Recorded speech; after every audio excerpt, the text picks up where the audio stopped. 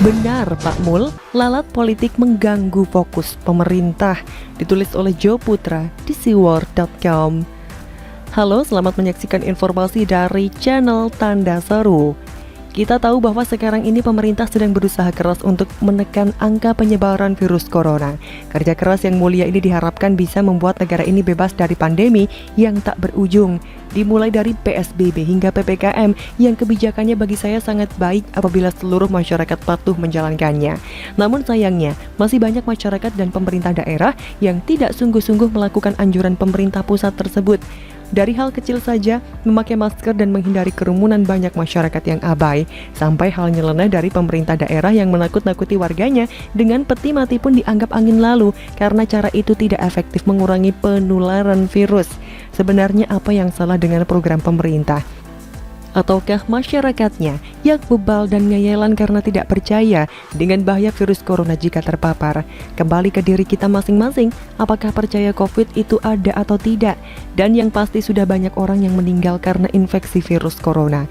Laju penularan virus diperparah oleh komentar-komentar dari para politikus busuk, ulama abal-abal, covidiot, dan pembenci pemerintah. Mereka inilah yang harus dipersalahkan karena mempengaruhi sebagian masyarakat menjadi tidak percaya dengan pandemi. Mereka bersama-sama menyerang pemerintah dengan kebijakan yang tidak sesuai dengan keinginan mereka seperti lockdown total. Lebih lanjut, mereka menebar pesimisme di tengah pemerintah sedang fokus bekerja dalam penanggulangan COVID-19. Kita masih bersyukur bahwa Jokowi menolak keinginan mereka untuk lockdown karena pertimbangan perekonomian nasional bisa jatuh semakin dalam. Tetapi para pembenci Jokowi terus merongrong dan menghujat setiap keputusan yang diambil oleh pemerintah. Sebelumnya, keluarga Cikeas dan kroco-kroconya menyerang pemerintah dengan kritikan yang sama sekali destruktif. Bagi penulis, boleh saja mengkritik pemerintah, namun disampaikan dengan solusi. Jangan mengkritik asal cuap tidak jelas tetapi diminta klarifikasi malah blunder atau absurd.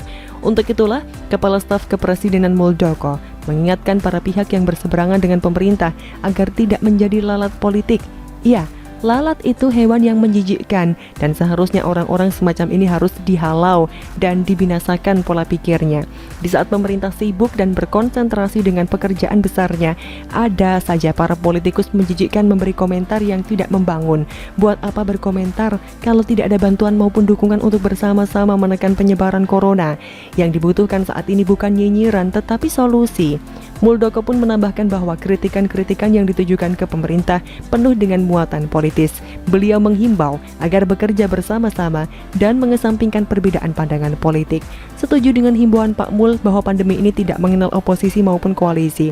Penanganan pandemi harus dilakukan bersama-sama sebagai warga negara Indonesia yang baik. Jangan mengikuti ego dan ambisi untuk menaikkan citra partainya dengan menjatuhkan pemerintah yang sedang fokus dalam penanganan pandemi.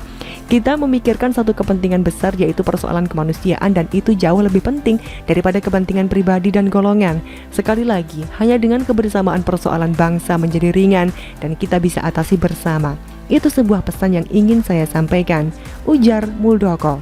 Tidak hanya lalat politik yang harus dikritisi, lalat-lalat lain seperti pemuka agama abal-abal, covidiot, dan barisan pembenci Jokowi harus pula dibasmi agar tidak mengganggu proses penanganan pandemi oleh pemerintah.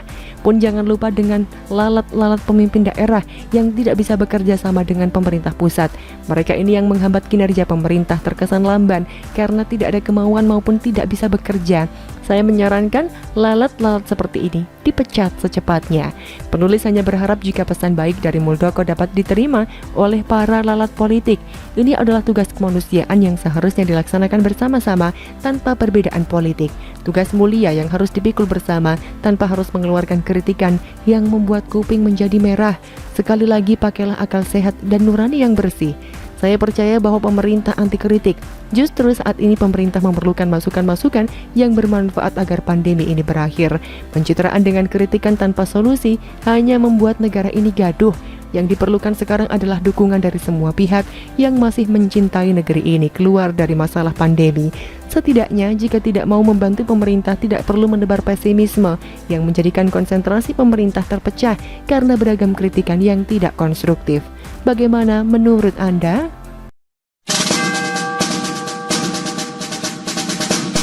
Netizen kepada AHY, Ada ribuan jenderal tak sudi pilih mayor, ditulis oleh Anto Cahaya di seaworld.com.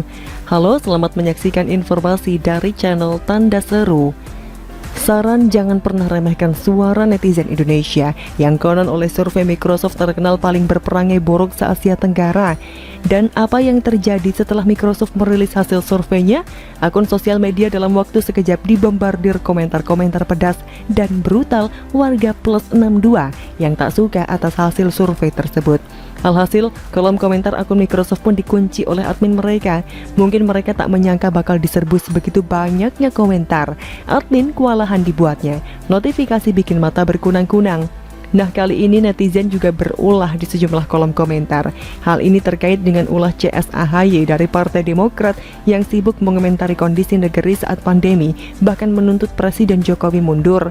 Lalu beberapa di antara menghubungkan tuntutan mundur kepada Presiden Jokowi dengan keinginan Agus Harimurti Yudhoyono yang berambisi menjadi Presiden Republik Indonesia. Bisa jadi bukan jabatan yang didapat, tapi Partai Demokrat akan beralih ke Jenderal Muldoko, seorang jenderal dengan tampang mirip Genghis Khan, ketua militer yang menyatukan bangsa Mongolia dan kemudian mendirikan Kekaisaran Mongolia dengan menaklukkan sebagian besar wilayah di Asia, termasuk utara Tiongkok atau dinasti Jin, Asia Barat, Asia Tengah, Persia, dan Mongolia. Memang tidak dapat dipungkiri anak mantan Presiden ke-6 Indonesia ini di banyak kesempatan mengisyaratkan keinginannya menjadi Presiden Republik Indonesia. Kalau bagi saya pribadi sangat kecil kemungkinan AHY menjadi Presiden bahkan Wakil Presiden sekalipun, baik di tahun 2024 maupun di pemilu berikutnya. Sejujurnya, saya sependapat dengan para netizen yang mengatakan, ada ribuan jenderal di republik ini, mengapa kami pilih seorang mayor? Sebuah pertanyaan yang sederhana tapi menohok. Memang pada dasarnya latar belakang seseorang tidaklah menjadi soal untuk menjadi presiden dan wakil presiden selama tidak bertentangan dengan Undang-Undang Dasar 1945. Syarat menjadi presiden dan wakil presiden diatur dalam pasal 6 dan berdasarkan Undang-Undang Nomor 7 tahun 2017. Syarat menjadi presiden diatur dalam pasal 169. Partai Demokrat melalui ketua umumnya AHY, juga adiknya Ibas, dan para kadernya di masa pandemi saat ini justru bersuara sumbang dan menebarkan rasa pesimisme sehingga menjadi bulan-bulanan para netizen. Di saat partai lain melakukan terobosan dengan ikut membantu masyarakat yang terdampak di lapangan, mereka, Partai Demokrat, justru sebaliknya. Mereka membantu nyinyir sepanjang waktu, berusaha menebar pesimisme ke tengah masyarakat dengan tujuan menggerus kepercayaan pemerintah di mata masyarakat. Bahkan yang bikin marah netizen dan keterlaluan adalah pernyataan-pernyataan ngawur dan terkesan kurang ajar seperti meminta Presiden Jokowi mundur tanpa melihat kondisi saat ini. Apa yang telah dilakukan oleh Partai Demokrat seperti anak kecil yang rewel kepada orang tuanya yang sedang sibuk, atau seorang teman yang tidak memiliki unggah-ungguh adat sopan santun saat teman berduka malah menari tertawa bahagia. Siapa kiranya yang tidak ingin nonjok mukanya yang songong? Itulah kira-kira gambaran Partai Demokrat saat ini. Berusaha meningkatkan elektabilitas dengan cara yang buruk, menjaring konstituen dari kelompok para pembenci pemerintah yang sah. Tentu tidak ada yang salah, sebab tujuan mereka adalah menjadi penguasa. Tapi masyarakat juga tidak lupa saat Partai Demokrat menjadi pemuncak suara di tahun 2004 sampai dengan 2014 dan Susilo Bambang Yudhoyono menjadi presiden, kadernya pesta pora korupsi, menjarah uang rakyat dengan brutal. Puluhan kadernya merasakan hotel Prodeo, bahkan sampai sekarang masih ada yang belum keluar. Dan yang menarik, nama Ibas sering disebut Anas Urbaningrum, mantan ketua umum Partai Demokrat, dan Nazarudin, mantan bendahara umum, dalam sidang. Tapi entah mengapa Pangeran Cikeas ini lolos begitu saja. Lalu masyarakat menghukum partai ini dengan sadis, di mana saat pemilu 2014 dan 2019 menjadi partai yang tak lagi dilirik oleh masyarakat. Padahal saat itu Demokrat dipimpin langsung oleh SBY sebagai ketua umumnya, akan tetapi tetap saja tidak dapat mendongkraknya.